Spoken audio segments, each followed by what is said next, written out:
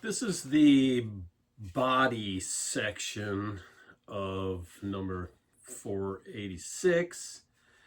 And if you remember, it was crushed through here, it was snapped. I got it glued back together, cleaned it up, and got all the old paper off and everything. And now it's time to repaper it. So this is the procedure I do for the paper. You notice I have these fiberglass ribs in here that will create the shape. The paper in the end becomes sort of structural itself. I mean, only for itself, and it'll be hard over these arches.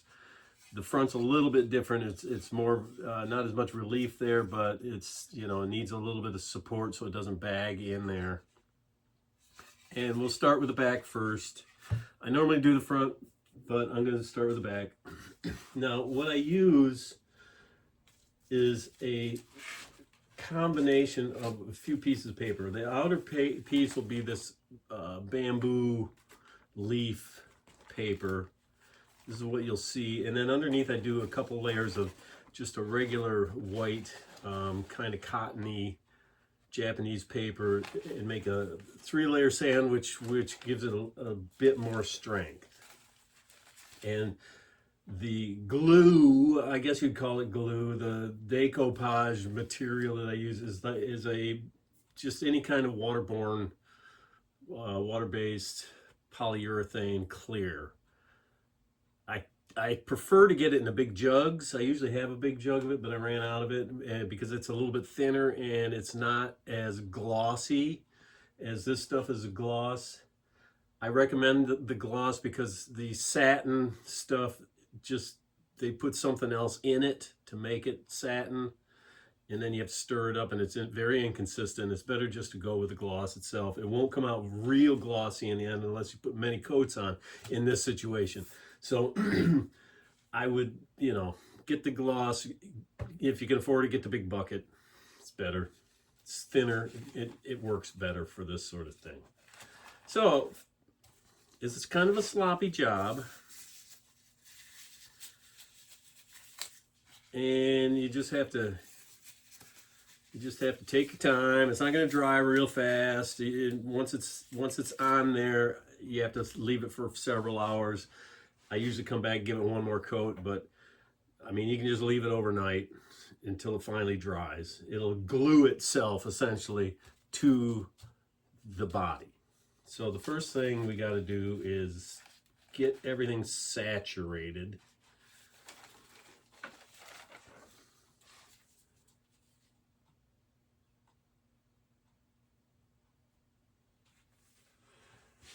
Oh, let's see here. It's sloppy, no matter how hard you try. What I'm mixing on here, this is a sheet of high density polyethylene. It's basically so that I can clean it up easily and nothing really sticks to it. Any kind of a plastic will do.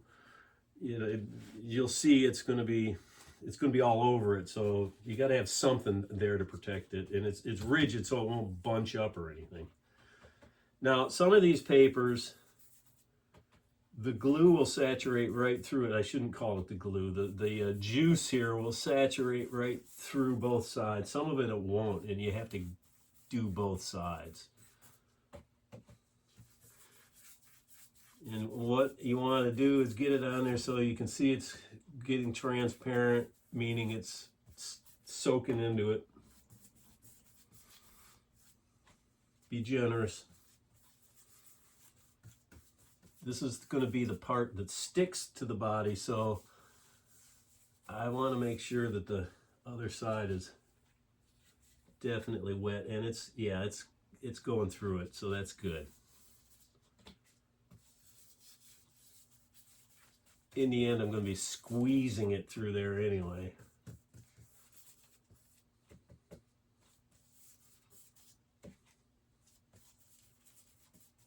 All right, that's pretty good start. Second layer.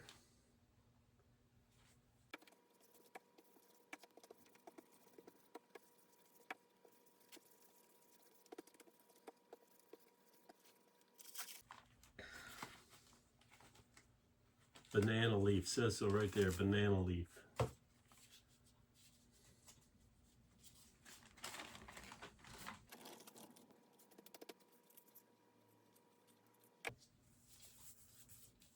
Really want to saturate it.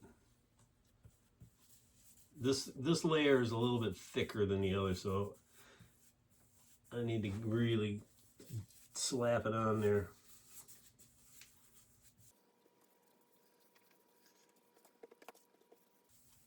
All right, all the way out to the edge.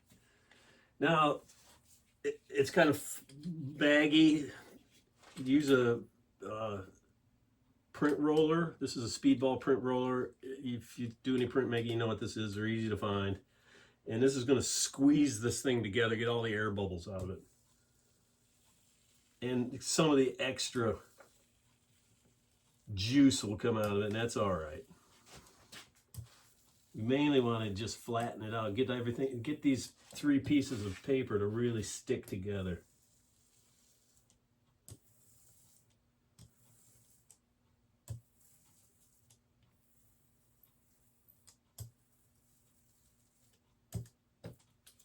All right, looks good. Now, the next thing, before I go any farther, I should wash that out right now, but I'm not going to. Kind of dope up the edge where it's going to glue with some of this stuff. I mean, just treat it just like Elmer's. I'm going to clean up the edges later after it all dries.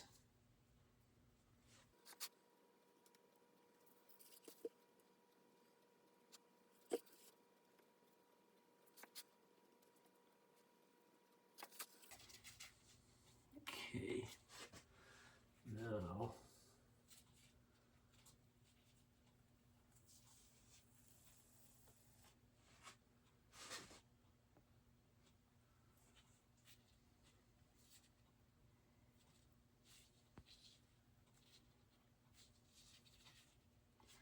the paper will stretch a little bit. What you're trying to do is get the wrinkles out of it. It's not going to shrink or anything, but because of this arch here, we got to kind of ease the wrinkles that kind of form out of it. And the main thing is get it to stick.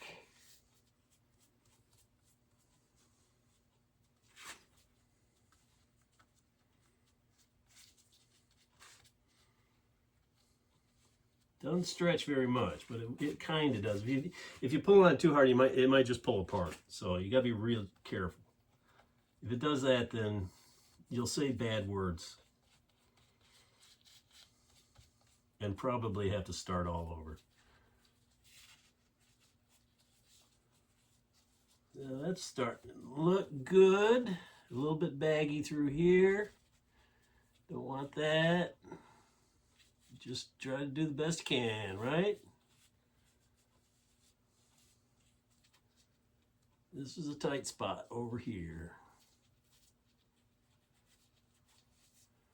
Just make sure you're sticking.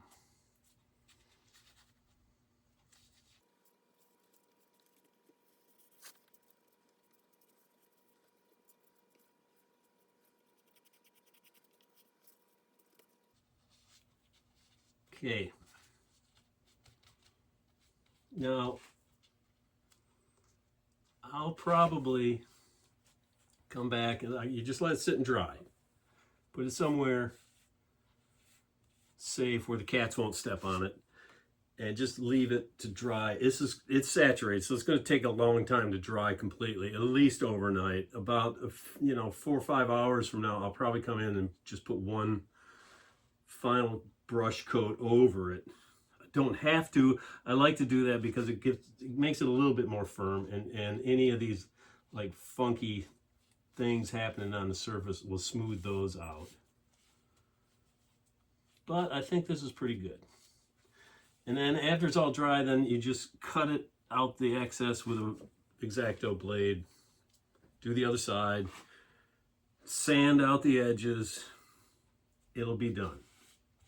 And then move on to the next. Time to clean up.